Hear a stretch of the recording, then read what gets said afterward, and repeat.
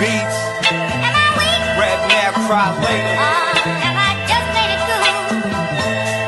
Am I a chronic abuser? Trying to steal a limelight like Red and Meth stole a dooster. Without your pack of lies, all pack of shooters. Just my wise guys in a pack of.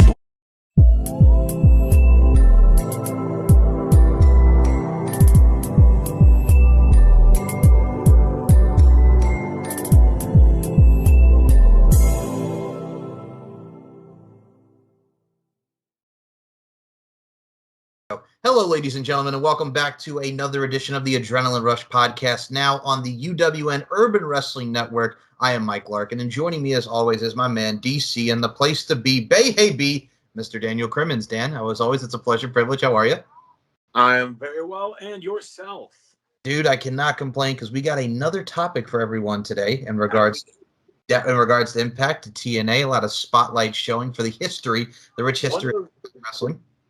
One of the most contentious names in professional wrestling history, at least as far as, Impact goes. Mm-hmm. That would be none other than Dixie Carter. You see, I have a little mixed feelings on that because we're going to talk about, what she did with TNA and what happened with the rebrands and stuff like that. But God dang, man, when you think of TNA, that's Dixie Carter right there, the TNA president. Her face is right there, and what a pretty face it is. I will say this: she's still as fine as wine, man. She's 57 now. My goodness. Yeah, and honestly, I will say this about her just right off the bat. Kudos to her. Because you think of like the infamous names in professional wrestling, like the big owners, like you've got, your Vince McMahons, your Ted Turners, your Paul Heymans, your Eric Bischoffs, your Jim Crockett's. Professional wrestling, at least big name professional wrestling, has primarily always been, a very male dominated industry. I mean, and yeah, we've had, like Women of Wrestling, Shimmer, Glow, things like that, But I mean, like mainstream that, you can turn on network television and see. That's my thing, too. And you actually brought up that's something that's very cool because with today's day and age, we now found out with WoW being relaunched. I mean, how cool is that we have AJ Lee being involved as an executive producer? We have, everything that's going back into that promotion headed by David McLean, the man behind the original Glow. Like, how cool is that, man, that we get to see AJ back in her forefront doing her thing as executive producer? Now, I think that's great, but I in the ointment is that person that we won't mention. Yeah. You all know who we're talking about. Yeah, I'm not going to say her name. I'm somebody who has an insane amount of talent, but, it's considering she's not in any of the big name organizations, maybe there's something to that. Yeah. This person who we're not going to mention because y'all know who we're talking about, she's been on WoW since its relaunch and doing its thing on Access TV. And I mean, it's one of those things where, yes, she's done some training roles and done stuff like that, but I think that really is a testament to professional wrestling nowadays, man. It doesn't matter the talent. If you got an attitude, you know what I'm saying? You got to check that shit out the door. And, if you really don't know who we're talking about, well, let's just say her dad is a manager for AEW, manages FTR. Exactly. There you go. There's a big hint, if not a spoiler, for who we're talking about. But on the plus side, who we are talking about, Dan, going back to Dixie Carter, it's funny because I remember seeing her at a lot of live events, and we'll also compare her to Tony Khan here in 2 seconds. See her at live events, she's always very vibrant, she's very loud, she's with the people, and you love to see that. Exactly. As a president, as an owner, this is where the Tony Khan thing comes in. She was a money mark. She was an absolute money mark. We're going to sign the biggest names. We're going to bring in Hulk Hogan. We're going to bring in all these people that are ex-WWE. And we spend that money. And it worked for a while. It did. It absolutely did. Now, I will say this. For those that don't know, I'm from a very small area in upstate New York. we have a really small arena. It's maybe 5K, maybe, and Impact TNA, whatever you want to call them these days, ran there a handful of times. The one time that I went, and I couldn't tell you what the card was, you know, but what I can tell you, Dixie Carter walked the crowd. She was in the crowd talking to people. And I remember seeing, she asked, are you having a good time? What do you think of the show? And to me, that stands out, that, similar to Tony Khan, you have people that care that your fans are having a good time. I mean, because I don't know about you, I have been to WWE shows, where some live events have been absolutely great. Others have been, garbage. For me, I look at it from a stance too. So the year that I went to see it live, where she was there around the crowd too as well, was in Westbury, Long Island. That was probably around 2008, and then they came back in 2010. Man, it was night and day because the talents that were there who are not there now. And as far as that time period, like we were talking about 2010, man, she just brought in Hulk Hogan. They moved to Monday nights, and they were not long going head to head with Raw in 2010. I'm going to say right now, they were not ready for it because they got their asses spanked in 2000. Oh, because, and this is what gets me, with Dixie. Again, I think she's a class act. I think she's a really amazing person. She's appeared on WWE programming, not on television, but she's done a couple things on the network. Yeah, she was in that Jeff Jarrett 24 that they did the documentary. She did that. There was something for Kurt Angle she did, something for AJ that she did. I think she even did something for Drake Maverick. Oh, yes, because they were talking about Spud's career and Drake Maverick to where he is.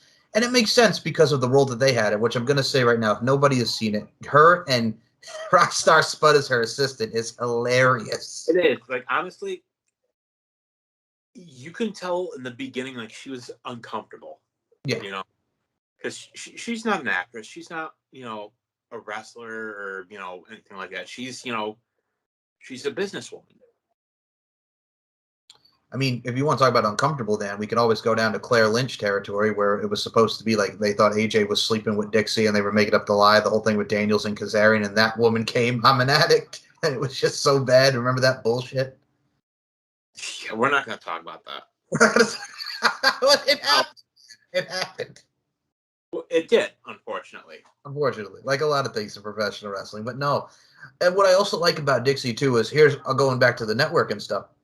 Like, what's great to have that access to show their careers, what WWE does, we get to focus on TNA, Impact Wrestling, because that was where a bulk of their career came from. And Dixie Carter, like we've talked about, who was always there when one of her former talents gets signed to WWE, and who's the first to congratulate him? Dixie, because she supports talent through thick and thin, and you love to see that.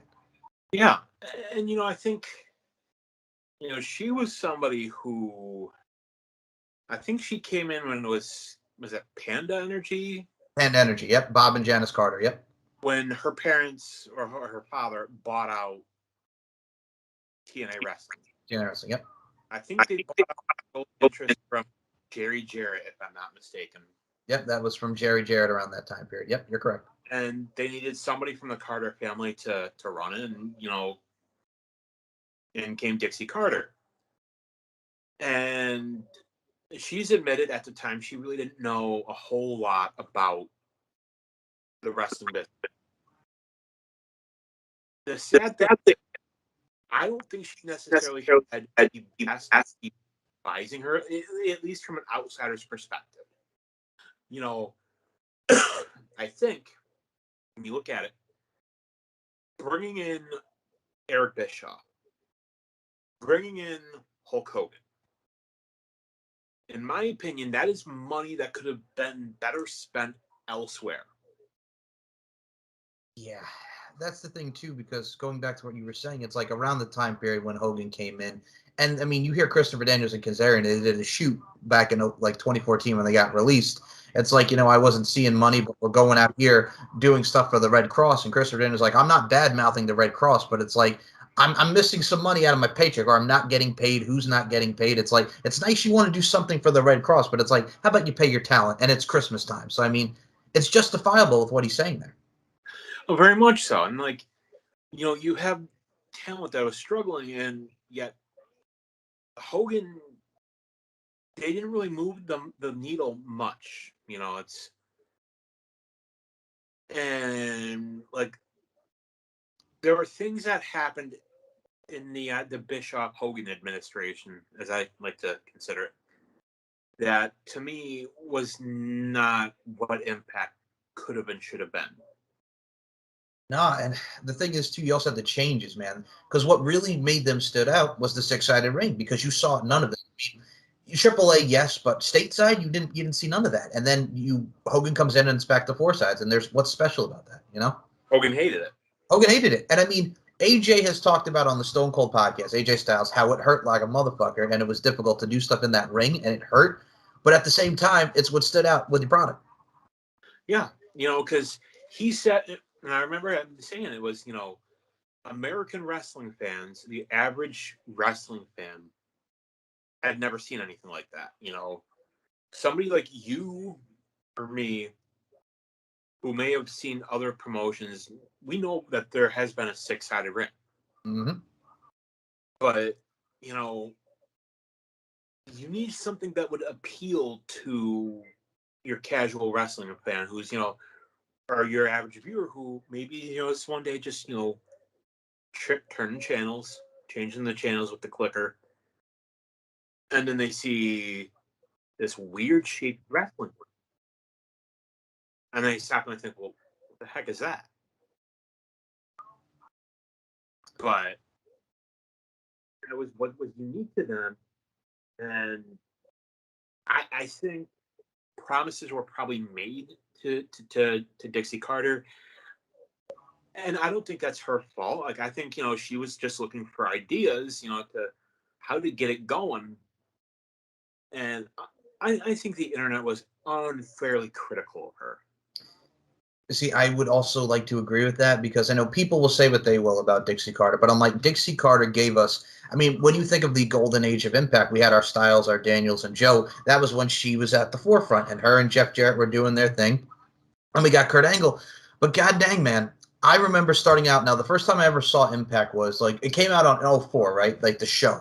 I remember watching it. You remember Fox Sports Net had it at like Fridays at like 3 p.m. in the afternoon, and then it moved to like 4, and then it was off of that, and then it was on the internet for a little bit before they got to Spike. Do you remember that time period? Yeah, and if I remember right, Fox Sports Net, I think it was even on Fox Sports 1 for like a very brief time. Yeah, that was the that was and when it was on Saturdays. Like, it was on at like 8:00 on a Saturday night, which is a horrible time slot. It was terrible.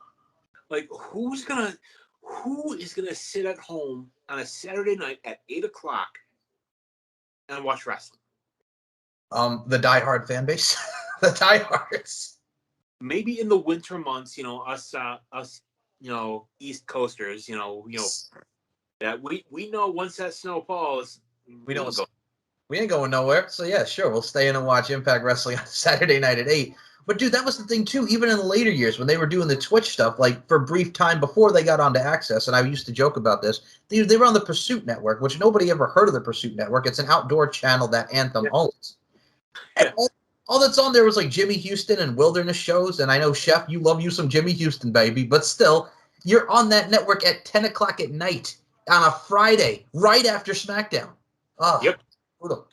And then there was Destination America, which yeah, Destination America with the Bigfoot show. Yep. I think now is owned by Discovery Channel. Yep. Mm-hmm. So again, it's one of those things that it could have been. It was what it was. I hate to use that phrase, but as Dudley Rhodes would say, it is what it is, baby. But yeah, no, it's very true. And I mean, looking from what her tenure is, I mean, one of the great things that we did get, if you remember Bound for Glory 2013, the debut of EC3 against Nora Furnham, who would later go on to be Peter Avalon in AEW. Man, it gave us EC3 as the nephew, the rich, spoiled nephew of Dixie Carter. I mean, it gave us EC3 where he was as Derek Bateman in WWE to where he became EC3. Night and day, Dan.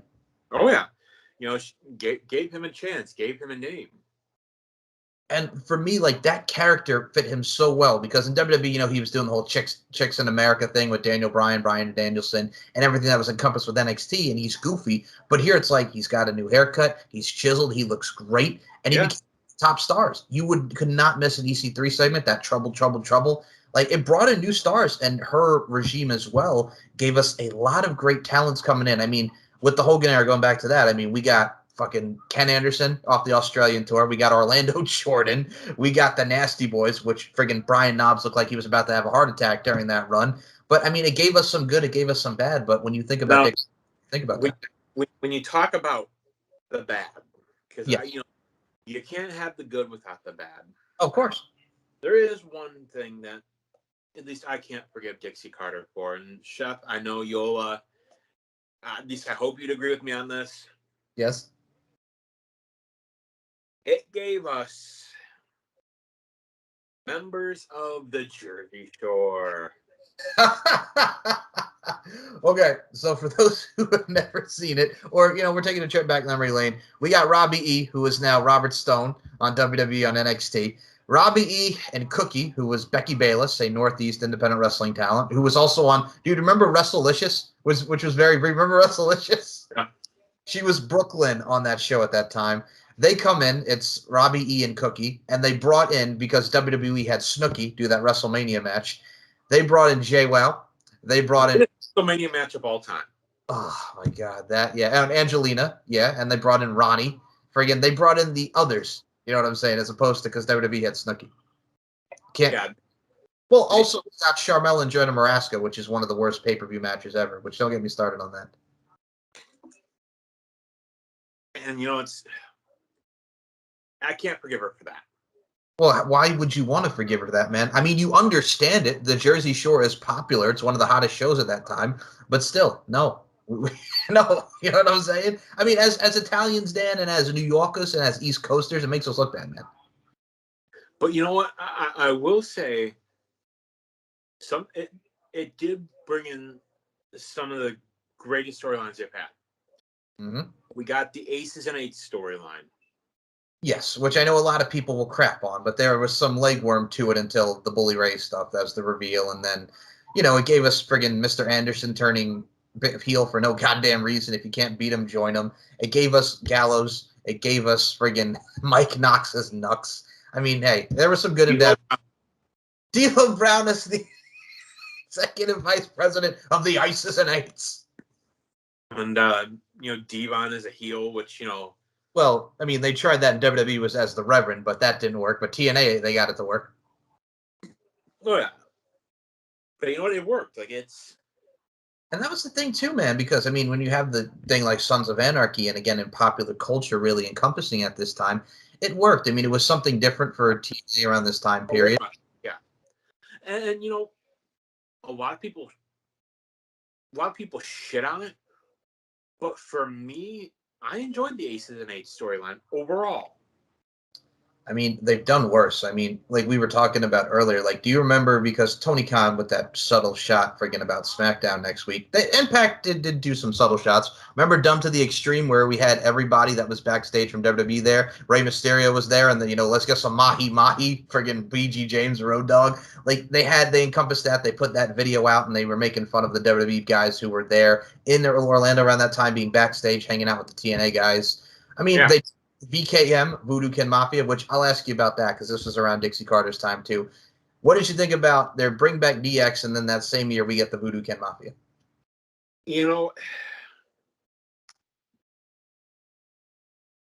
And you listen to him now. You listen to Kip James or Kip's Billy Gunn, whatever name he's going by these days. Mm-hmm.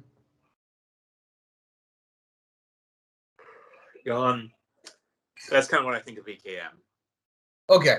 I look at it from the stands too. Well, they had something, man. They were going to the arenas. They were going to the house shows, trying to get something. But at the same time, it's like, y'all are both screwed up. Y'all need some help. And you were doing the thing as the James Gang, and then now you're the VKM, the Voodoo Ken Mafia, because we know what you're doing. You're dressing like Shawn. You're dressing like Triple H. But it's like, guys, it's not 1998 anymore. You know what I'm saying? It's 2006. I mean, you listen to, I remember a while back, there was an interview with Triple H. Triple H, as William Regal would say, Triple H. And he even said, they knew that some of the stuff they were doing as DX back in the day wasn't going to work now. I mean, with today's social climate, Dan, nothing of that stuff will work out. And VKM was, trying to do the same old stupid shtick. And later on, you would hear like both of them, Kip James and little Rhodey, aka Road Dog, with his Baby Tonight. Okay, that song will still always be badass. I don't care what anybody says. I love that song. Dude, I agree with you. I love that song. I'm not gonna lie, it is on my playlist. When I get in the car every day, I don't care. I will sing along to that song till the cows come home. Spend my days working hard on the go, and the hand on the clock keeps swinging too slow, because I can't wait to get along with my... All right, goddamn. They will both admit that they took shots at Triple H, Shawn. And they weren't in the best shape. They weren't in the best place mentally. No, not at all. Not at all. And now, to bring it back to Dixie, mm-hmm. When you look at some of the other owners, you're look at Vince, Heyman, and Bischoff. They've all taken spots in the ring. Yes. Dixie Carter, who has never trained in the ring. Oh my God, I know where you're going. Go ahead. Took a damn power bomb through a table. I mean, granted, Bully Ray took the worst of it. Yes, he protected her as much as he could. But still, dude, there's only so much protection of that you can give your opponent. She was going to take some of that fall. And I can guarantee that probably did not feel that good. No, she's admitted it ever since that happened, that it did not feel good. She was in a lot of pain. But you know what?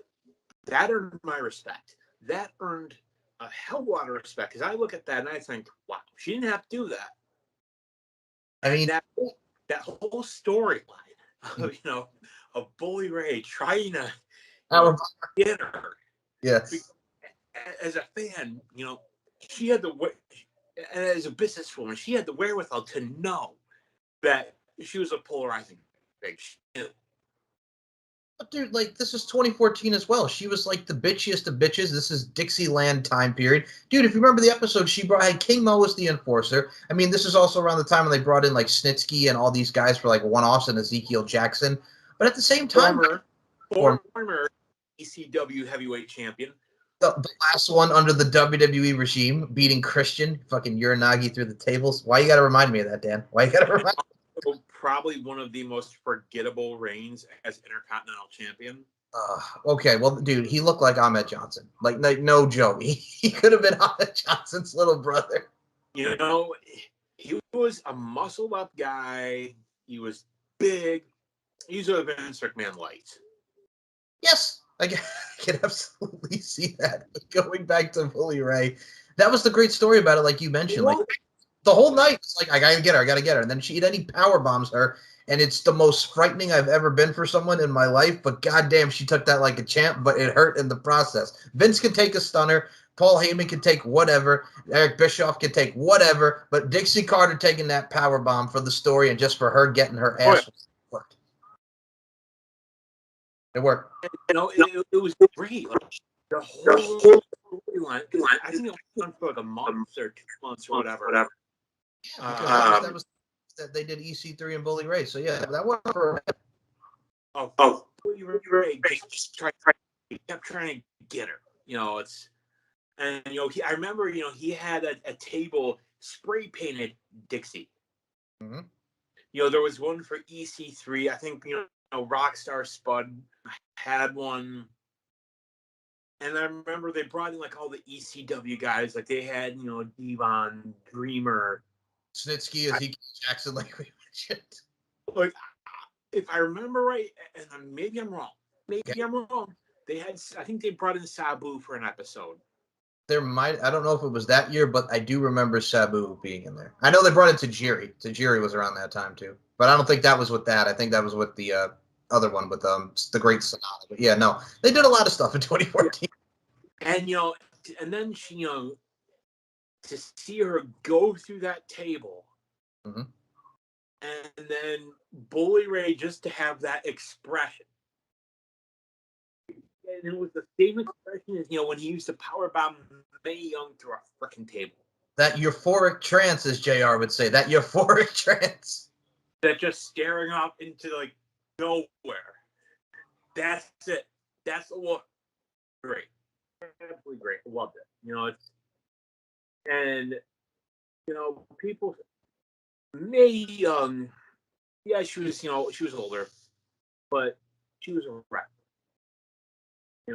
Anybody, people that Bully Ray has worked with, putting through tables, were wrestlers. Dixie Carter, not a wrestler. Not a wrestler.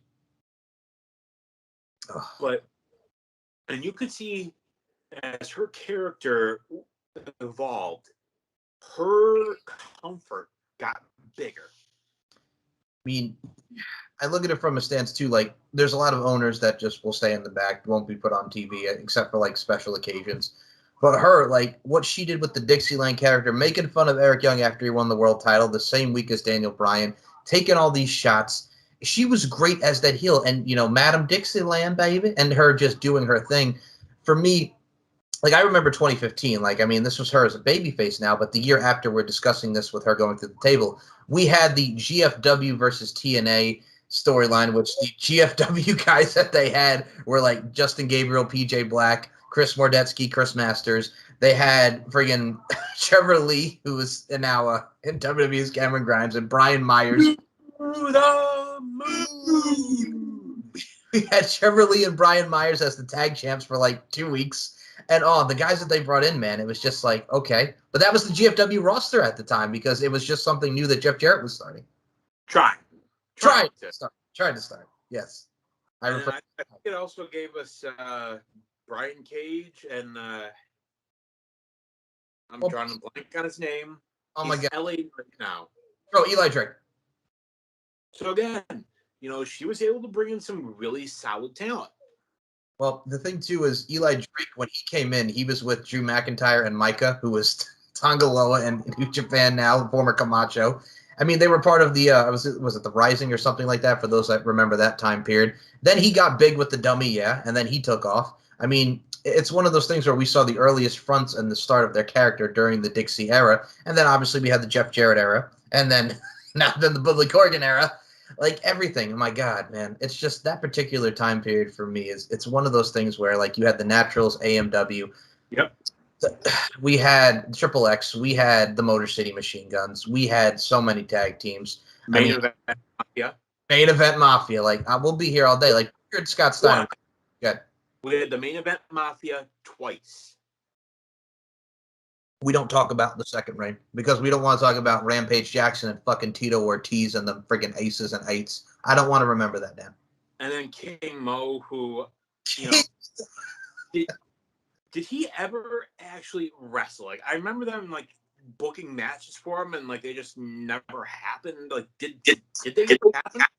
He was in MLW. I mean, no, he's doing his thing in MLW, and he wrestles. But as far as TNA goes, the only appearance I remember was him being Dixie's heavy. And again, in that night where she got powerbombed. But I mean, someone could correct me, but I do remember King Mo being there, but he never wrestled. Not to my knowledge, he never wrestled. I think he was. Well, they used OVW as developmental, so I think he was in OVW for a little bit. Yeah. I think they tried to, and it just never happened. It's were so many changes in that regime, dude. I mean, her era, we also had where Kurt Angle was with Karen Jarrett and Karen Angle, and then the whole thing with Angle and Jarrett that just escalated. This is right before Hogan came in, and there was a lot personal. That got real personal, and to her credit, and Jeff Jarrett will even tell you, Dixie Carter handled that perfectly. Because that's a horrible situation. You have your owner who is involved in a relationship with, I think Kurt was the world champion at the time. Yes, he was. And Kurt will admit he wasn't, in the best, place then. Mm-hmm. But you have Jarrett, who's in a relationship with his world champion's then wife. See, here's the thing. Like, Jill passed away in 2007, and so he had lost his wife, and then about a year or two later, here he is now with Karen, and I'm just like, man, it reminded me of Benoit and Kevin Sullivan. Exactly what it was. It was Benoit and Kevin Sullivan all over again. But we won't say that name. I know. I'm sorry, but we're going to bring it up really quickly there. Beep, boop, and Kevin Sullivan. Or also you can look at it. I mean, people talk about Batista and Molina, and Johnny Nitro was very similar to the Chris Candido handling with Sonny, God rest his soul. But yeah, there's a lot of that you see in professional wrestling. I mean, that's the ugly side right there. Yeah, the dark side of the ring. The dark side of the ring, which... To coin term. Yes. I can't take credit for that. Well, speaking of Dark Side of the Ring, I'll mention it very quickly. For those who have not seen the Johnny K9 story yet, holy hell. I'm going to say right now, holy hell. You think of professional wrestling, fucking Johnny K. No, I had K9 is out of his friggin' mind. No, I had no clue who this guy was. I didn't even know him under a Smoky Mountain name. You know what I'm saying? Like, I've never heard of this guy in my life. But I figured, he was just, some guy. And then, I remember watching it last night. I remember watching it just thinking, I can't tell you how many times I just kept saying, oh, my God. Right? Oh, my God. Because he's fucking insane. He's fucking smashing a beer bottle, and it's not even breaking over his head. It's the chair shots. It's the shots to the head, Dan. It's the shots to the head. Not only that, but at the same time that this guy is, competing, he's in an outlaw motorcycle club. Well, look at Dino Bravo. Dino Bravo was wrestling, and then he's fucking doing, mafia type shit. And, dude, Johnny K9 was doing the same thing. Pretty much. Fucking bombing police stations when he went to do it at the strip club. Oh, my God. It's fucking nuts. And then he ratted on himself. He legit ratted on himself and then got kicked out of the damn biker club. Oh, my God. You can't... The thing is now, if you look at somebody like Johnny K9, he'd probably be a huge star now. Like, if he was around in this day and age... Oh, he'd be at the top of the card. He would be in WWE on Raw or SmackDown or, NXT 5.0. 5.0. Yeah, man. If he came around not in the 80s when he was just doing the enhancement roles and Smoky Mountain time, he would be a big star now. But unfortunately, it was the thing of life and crime. He couldn't, surpass real. You know what I'm saying? It's just it's a balance. You couldn't balance wrestling and crime. He went back to crime as much as he didn't want to. You know what I'm saying? It's tragic. But yeah, without any more spoilers, go check out the Dark Side of the Ring because I can't. It's like that classic line from The Godfather Part 3. Where Michael Corleone, you can tell he's upset. He just says, "Just when I thought I was out, they pulled me back in." Yep. And folks, if you haven't seen it, go check it out. Go watch it. Season, every season they have done just gets more and more insane. Mm-hmm. I think the next episode, we'll touch on this briefly. I believe the next episode is on XPW. Rob Black's promotion, friggin' XPW versus ECW, the whole nine there, which a lot of those guys were on Wrestling Society X, who we're actually going to see. We're going to see Chaos, who was married to Jezebel Romo, the owner of Santino Brothers Academy in California. It's going to be interesting to see him talk about those crazy times. And Yeah, because a lot of that XPW roster was on the WSX roster. Yep. I think you said Rob Black. I think he briefly own Ring of Honor at one point? Oh, that was Feinstein. Oh. Rob Feinstein, yeah, that's it. We don't say that name either. Fucking RF video. Oh fuck! Don't get me started on Rob Feinstein. Yeah, that's another name. There's a lot of names we don't talk about. There's a lot of names we don't. It's just, and unfortunately, it's just that's the dark side, the ugly side, if you will, of the professional wrestling. But every so often, there's a lot of darkness in the wrestling industry. A lot of it. Oh yeah, I mean, especially with TNA. And I don't mean to cut you off, but going back to Dixie Carter, it's like we were talking about Kurt Angle, that whole thing. The fucking DUIs he's had, friggin' in TNA, it's just absolutely insane. The stuff that when he was with Raka Khan at the time, oh my god, poor Kurt. But still, Kurt was out of his mind. And let's not forget the Victory Road incident with Brother Nero. Brother Nero, yeah. That was still under that auspice too. Yeah, fucking poor Jeff Hardy. That still breaks my heart every time I see it, and it's friggin' 10 years after the fact. And like I said, a lot of darkness in the wrestling industry, but and there's so many vendettas. Like there's, you'll see interviews with Bischoff, and I think he still probably harbors some grudges against, certain people that he's worked with. And I think we've all heard some of the comments he's made about certain people. We know how Vince feels about certain people. Mm-hmm. Randy Savage. Well, first of all, hold on. We got Randy Savage, God rest his soul, in TNA, as they like to call it, the gingerly knee at TNA Turning Point. Oh, poor Randy. That gingerly knee onto Jeff Jarrett for the pin. We did get some Randy Savage though. And we do have. There is, to me, there is some light in professional wrestling. You look at Dixie Carter. Maybe it's just the stereotypical sweet Southern lady. Southern Belle, y'all. But I have not seen her be negative about anybody. No, and that's the crazy part too, is because she's such a very nice and professional, well-spoken woman, and people can say all this, like we were talking about Money Mark, or she didn't know a clue about the wrestling business, but she's like, you know what? I did what I had to do. And she's just straight up like, yeah. It is. And she has admitted that she made mistakes. Mm-hmm. And I mean, yeah. I will be honest.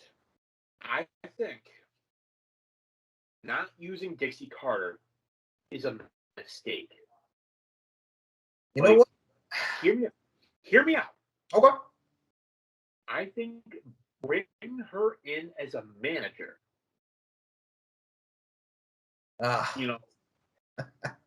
Put her with. You could put her with anybody. She could be the face manager, but she could also be kind of like a heelish manager. The overly nice, kind of sweet Southern lady. Oh, bless your heart. Yes. Okay. All right. I would love to see that. You live in the South. I think that's a Southern thing. That is a very much a Southern thing. Bless your heart. Yeah. We don't do that in New York. You know that. We I don't do that. No, I've been in New York for pretty much practically all my life. There's no New Yorker that will say bless your heart. Our version of bless your heart is this. Yep.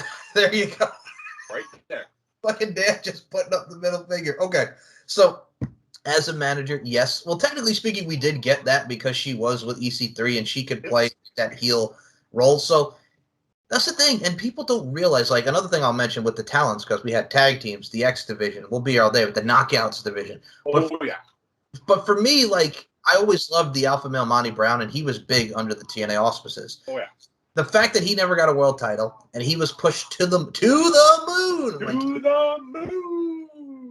Like Cameron Grimes would say. The fact that he never got a world title, and he was such a prime factor in where we are now in the world of Impact Wrestling and the almost 20-year, launch in the 20 fucking history of Impact. It's crazy that guy never got the just due. If you recall, he left. I think if I remember right, he was supposed to be the TNA champion at one point, but he had left to go to WWE, and he was in the ECW 2.0. Yes.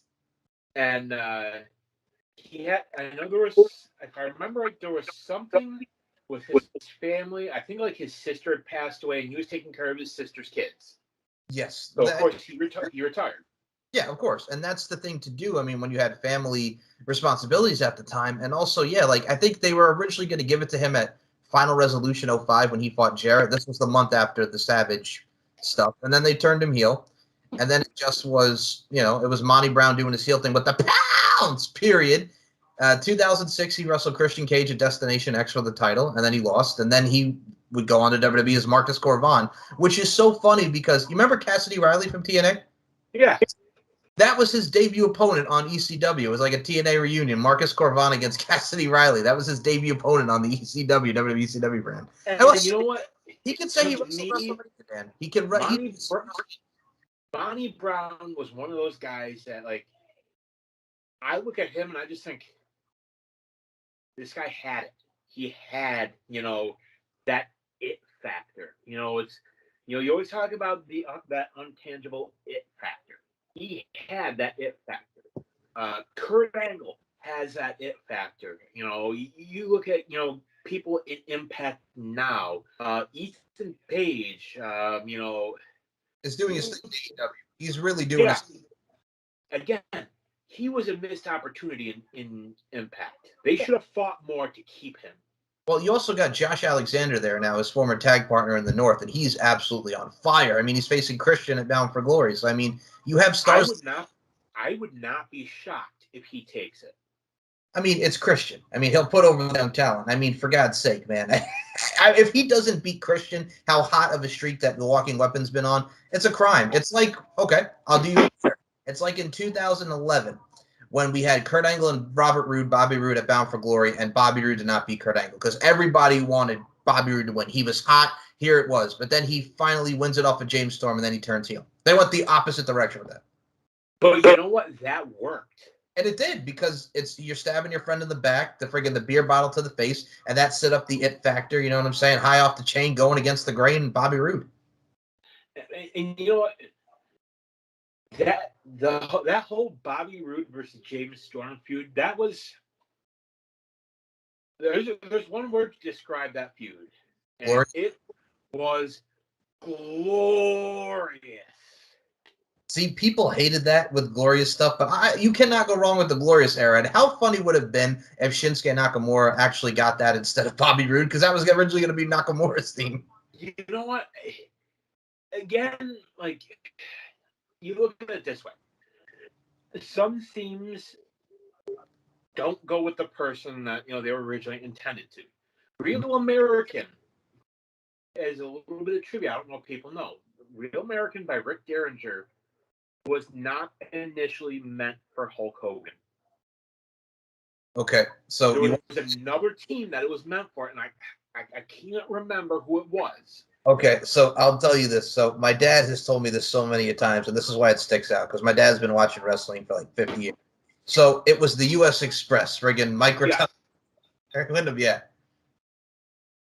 And the father of that guy, I can't remember the guy's name, but he had the whole world in his hands. I can't remember his name. Oh, of course. You mean Wyndham Rotunda, Bray Wyatt? I wonder whatever happened to that guy. I don't know, man. Let's see what happens with that guy. I mean, that guy's a real fiend, I'll tell you that much. I'll tell you that. Yeah, man. I think that whole, feud with Rude and Storm was great. They could have done so much more with it. And that went on for a while too. Like, they had their stops and starts, but I think it culminated in 2013, and it worked because it was just those two together.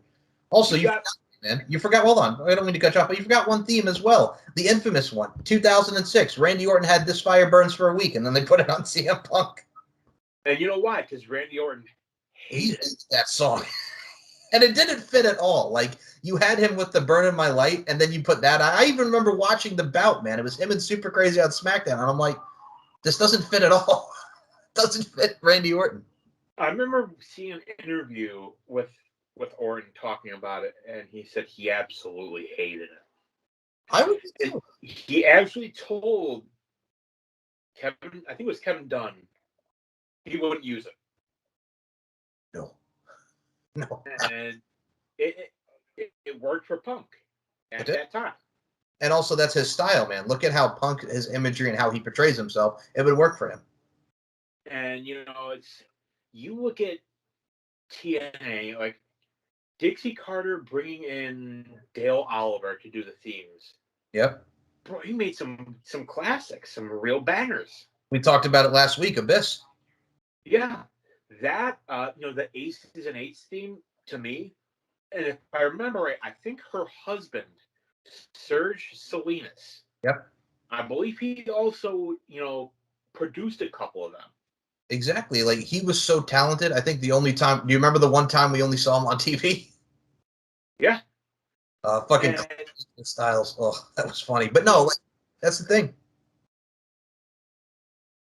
And it's amazing to me, like, we talk about progression of different wrestlers, like AJ Styles. We talked about him in the past. We've talked about Christopher Park, aka Abyss. We talked about him last week, and Christopher Daniels and all these people. And I will say this: I think Dixie Carter deserves a hell of a lot more respect than what she gets. That's the thing, too. And a lot of people forget about that because some of the best times, like we mentioned before, in TNA history was the Dixie Carter regime. And the thing, too, is, I mean, we did go from networks. We talked about going from Spike TV to Destination America to this, to Pop, to Poppity Pop Pop Pop TV. But no, man, it's one of those things where it's just like you think of that era from 2005 to where she was before, she got out, and then the whole thing with Billy Corgan coming in and Jeff Jarrett at GFW and the different incarnations. Scott D'Amore and Don Callis. Now it's Scott D'Amore. It's amazing just to think of the crop of talents that we've got who have moved on to other companies, but are the benchmark and on the Mount Rushmore, so to speak, of TNA Impact Wrestling. Exactly. And again, like I said earlier, you see interviews with people that were involved in TNA. Your Joes, your Christopher Daniels, your Christians. Christians, all these people that knew Dixie Carter and said, she was surrounded by the wrong people that were only in it for their own self-preservation. Right. And you have people saying, "This is what we do. This is what we do." Bringing Bischoff and Hogan, it'll work. It didn't move the needle, maybe just a little bit. And that's the thing when you're looking at ratings, like. It's one of those things where Rob Van Dam and Jeff Hardy, it's great to see them, but you bring them in, Jeff Hardy, they bring in Jeff Hardy and Rob Van Dam like a tag team, and I'm like, why are you bringing them in as a tag team? Like, just let them do their solo shit, Now, what I will say, and a lot of fans have forgotten about this. All right. There was an opportunity for them to bring in a guy, and let's just say that, ladies and gentlemen, his name is Paul Heyman. And they turned it down, or he turned it down, and they were going to try to work some stuff, but he said, no, not going to do it.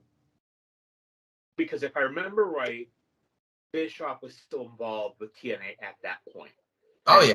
I hate each other. Bischoff and Heyman still legit do not like each other. I mean, rightfully so. I mean, he had a grievance from his WCW tenure, and, I mean, we saw that in the ECW comeback in 2005. So, I mean, hey.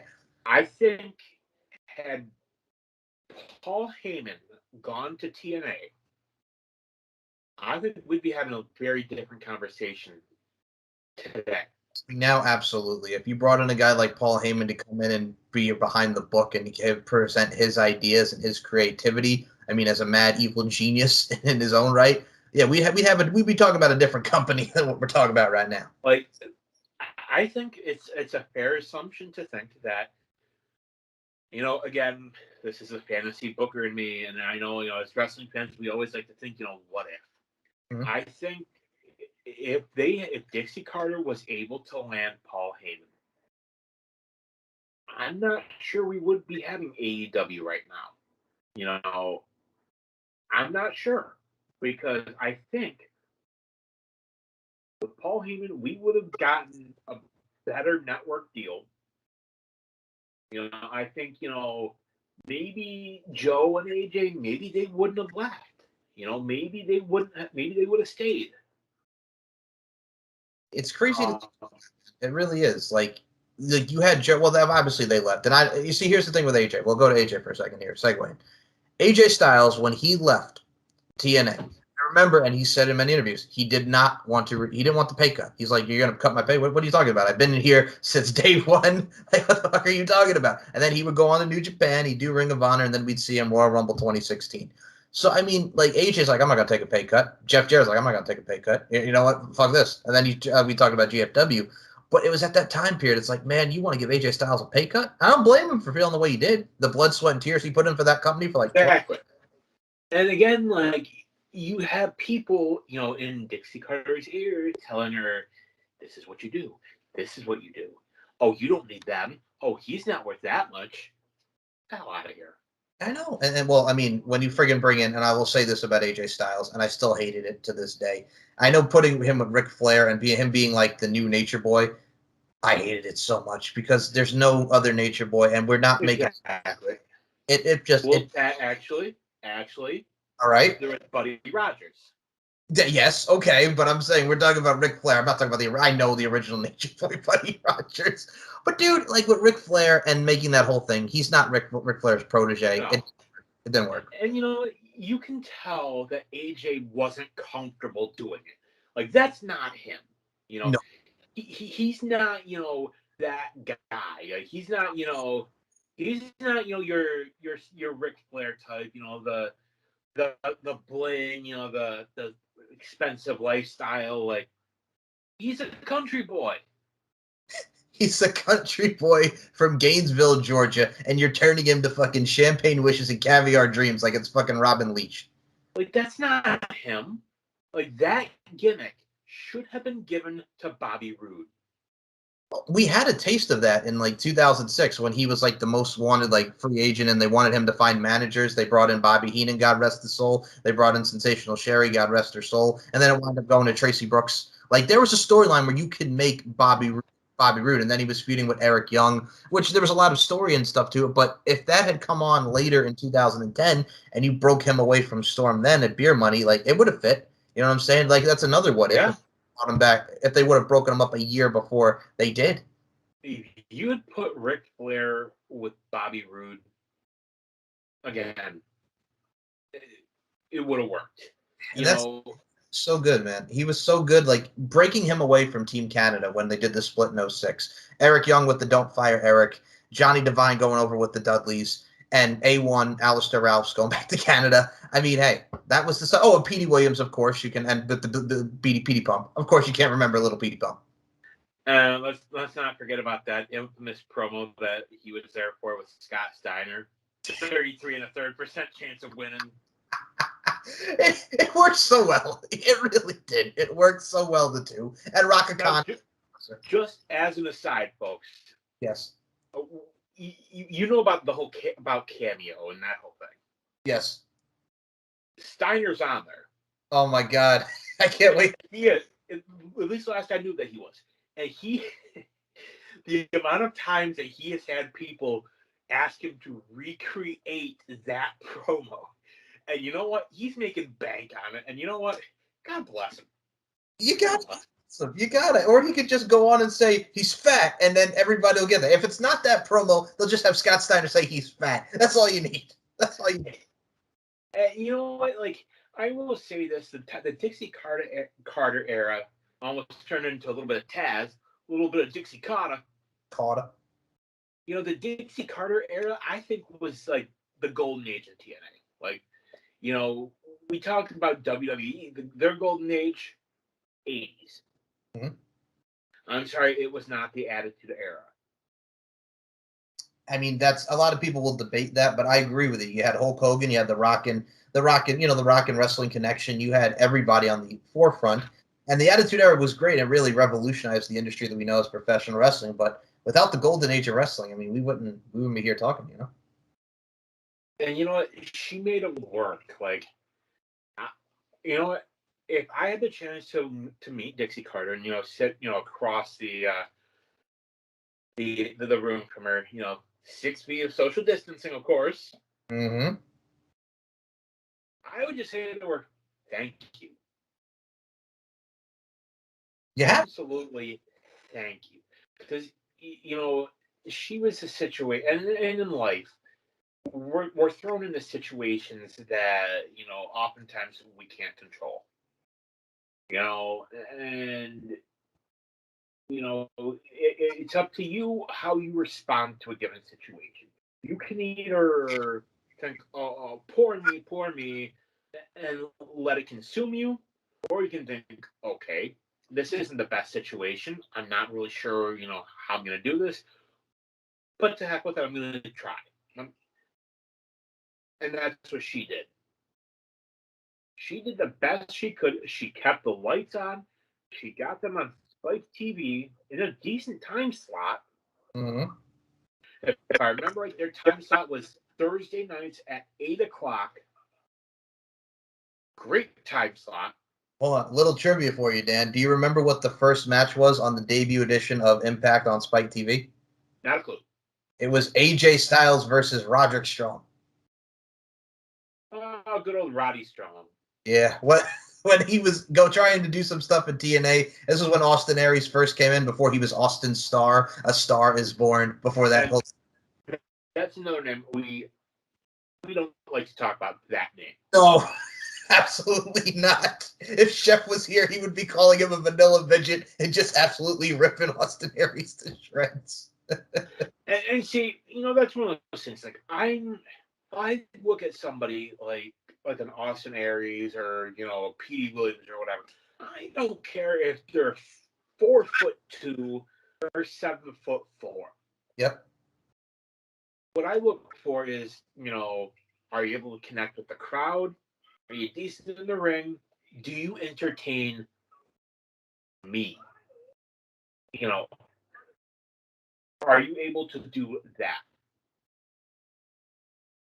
Okay, so I always called him like the CM Punk of TNA, because that's what he reminded me of with how he was acting. And I'm like, we already got CM Punk in WWE in 20. Except CM Punk isn't a douchebag overall.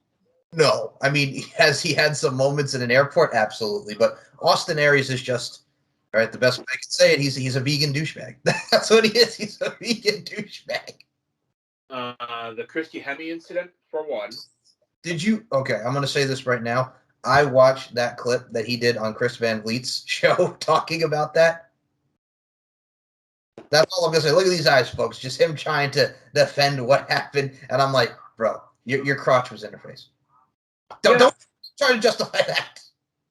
He assaulted her. And she was like, like, for those who have not seen it, it goes down in lore, and I hated it when he did it. I still hate it now, as again, we've so many years later. This was when he was with Bobby Roode as a tag team. I hated it. I hated it. Fucking hated it. And I will say, to her credit, Dixie Carter took decisive action. Oh, she did. And that also goes back to the interview where Austin Aries was like, really? We're going to apologize. We're going to say this stuff on social media. And I'm like, yeah, man. You know what you did. And, it's obvious to me that somebody like him didn't learn his lesson. Okay, well, with everything that's going on, not to talk about today's social climate, but what he's done at autograph signings and how he left against John Morrison back in 2018, and just him, like, hardly getting any bookings. Like, he's an MLW. MLW won't touch him. Like, and just the whole thing. Nobody will touch this guy. Nobody wants him. Yeah. WWE won't even take him back. And here's the thing. Him and Neville had a great match at WrestleMania. They fucking tore it down. And he was the highlight of that Cruiserweight division with the banana, the whole nine. But he's a fucking prick. And I don't want a fucking prick. I would rather, honestly, if you were to put him next to, honestly, who I would rather watch more than him, I would rather watch Enzo than him. Okay, see, now you're stretching it a little bit. Okay, he can talk, but he can't wrestle. Austin Aries can wrestle, but I hate when he opens his mouth just because he's a douche. Not saying he can't talk, but Enzo is just, yeah. I mean, you're stretching a little bit. I'm just going to say that. You're stretching a little bit. Maybe it's just, he's a New Yorker, and actually, I think Enzo's from Jersey. Okay, first and foremost, don't get me started about New Jersey. You really just got to do that, Dan? The fucking New Jersey and New York, man. Fuck Jersey. Fuck them. Can't drive. Said what?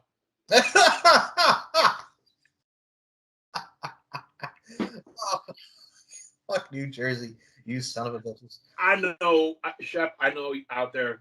You gotta agree with me. Yeah, he knows. You gotta agree with me. Chef knows. Us New Yorkers know. But no, go back to the point. Yeah, man, when we were talking about Austin Aries and just that dickhead move that he did, when it comes to the company as a whole and situations like that, she absolutely handled it 100% and did what she needed to do for the company. And I was, yeah.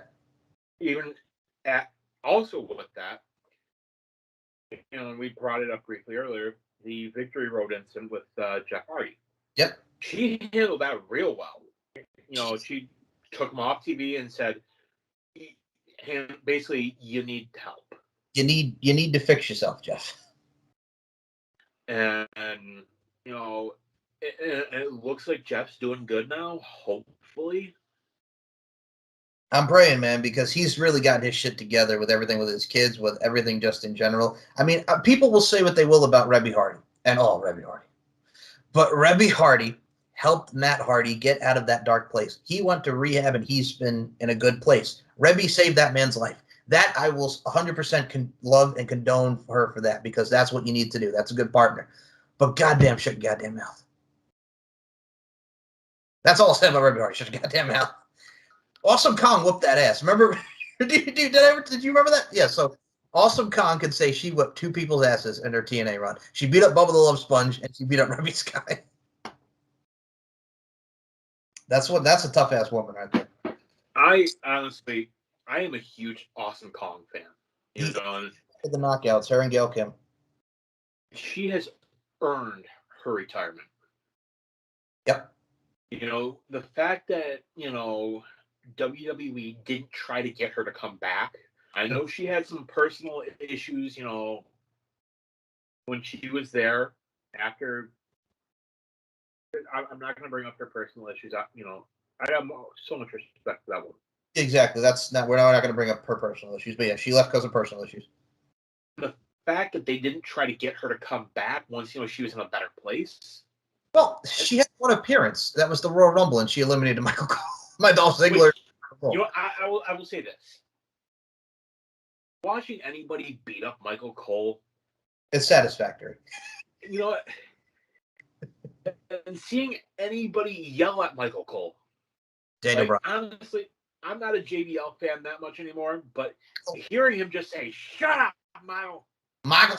Not even Michael. Michael. Maggle. It sounds like Maggle. Maggle. Yo, okay. So one other thing I had for Dixie Carter before we close this out, Dan. Dude, did you ever see her? Oh, here's my complaint. My only thing. Vince McMahon, you never see him do like a U-shoot for kayfabe commentaries. I mean, his first like really out of character thing was like the Stone Cold podcast when he was talking about, everything in general at that time. Actually, yeah, hit me. You got to remember. Yes. Interview with Jim Ross after Survivor Series 97. That was a shoot. Yes. I don't care. That was a shoot. Okay, I'm saying not on TV. I'm saying like podcast / kind of form. But yes, Brett screwed Brett. Absolute 100% shoot. But with Dixie Carter doing the U-shoot, have you ever seen her kayfabe commentaries where she was on the U-shoot answering questions from the people? No. Oh my God. So for those who've not seen Dixie Carter on U-shoot, she was very cocky. This was 2010. How much will Vince McMahon put up for his company? Like acting she's like the shit. And that was the only thing that I was kind of like critical about. The best part was Jim Cornette comes in with a question and he's like, Dixie, why won't you fire Vince Russo? And I laughed my ass off because I remember when they were chanting fire Russo at that Abyss and Sting last night's match, and he hates Vince Russo. It's well known. It's documented. He hates Vince Russo so much. They hate each other. They hate each other. And he asked her on the U-shoot, why won't you fire Vince Russo? It's the best part of the goddamn thing. It's the best part. It's the best part. Oh, go out of your way. It's like 11 years old, but it's still hilarious till this day. And, honestly, that's got to be one of the greatest rivalries in professional wrestling. That doesn't involve actual wrestlers. No, but actually, I was wrong. Cornette. It involves a former WCW World Champion. Oh God, stop it! No. Were you in the house? I went there. Were you in the house that night? Because that when he won the title, bro, that was in Nassau Coliseum, beating Booker T in the cage. Goldberg speared him through the cage. Were you there at the Coliseum that night for that? And maybe I'm wrong, but I wasn't. I remember watching it on Nitro. If I remember right? Yes. Because I know in the movie you had to basically climb up, get the belt. Yeah, for Ready to Rumble. Yep, that was the triple cage. But in the match, and once it was on TV, didn't you have to bring it back into the cage, get down to the first cage, and then out the door? Yes, but yeah, that was a different match though. The match with Vinny Rue and Booker T was just a cage, and that was the infamous "What's going on?" because Goldberg speared him through the cage, and then does this mean Vince Russo won the title? And he was the champ for like 2 days. Yeah. So technically, back then that's when they were putting the title on freaking everybody. Well, Vince was the champ, but I mean it's Vince McMahon. I'll still prefer Do-Rag Vince any day, just because it's hilarious. They put the belt on Arquette. They put the belt on Russo. I'm just going to go ahead and say it. They should have put it on Tony Schiavone. They got us against Schiavone. Give Schiavone a title run. Okay, if fucking Ed Ferrara, Oklahoma, can win the Cruiserweight title, I mean, hey. Didn't he win the women's title? Oh, no, that was Harvey Whippleman. Yeah. Well, so anyway, before we close this out, folks, this is us. We love wrestling all over the place. It's an adrenaline rush from start to finish. Dixie Carter, we love you. You and your sarsaparillas, honey, doing your thing for what you've done for Impact Wrestling. Bless your heart. Bless her heart. But no, she's absolutely one of the best. And I'll say this, I know she's had some problems, and I know people will say, but she brought us some of the great talents as well with Jeff Jarrett. That time period will never, ever go away. It's the golden age of Impact Wrestling. It's TNA, baby. You can't celebrate Impact without celebrating I will say, the great Dixie Carter. She, to me, Impact Wrestling, is like the little engine that could. It's still going, after 20 years. Pretty sure Impact Wrestling has lasted longer than ECW ever did. Okay, so ECW went, it was Eastern Championship Wrestling. When they first started, like ECW, that was only for fucking, oh my God, 10 years. 9-10 years. Yeah, you're right. You're right. It lasted longer than ECW. Oh, man. But you know what? To Dixie Carter, thank you. You did what life's all about. You tried. Did, and you did. You showed up. You tried, and you know what? You're gonna go down in wrestling history. She is, and as much. I will look at her run with Impact more fondly than the reign of David Arquette as WCW champion. Amen to that, dude. And as much as I love to say it, and as much as I will, TNA, Impact, all in one. It's an amazing company, and this is an amazing time to be a professional wrestling fan. Like we say each and every time on this podcast. Oh, yeah. So Sugar Pie Honey Bunch, this has been another edition of the Adrenaline Rush podcast. For Daniel Crimmins, my name is Mike Larkin. We'll talk to you in the next episode, guys.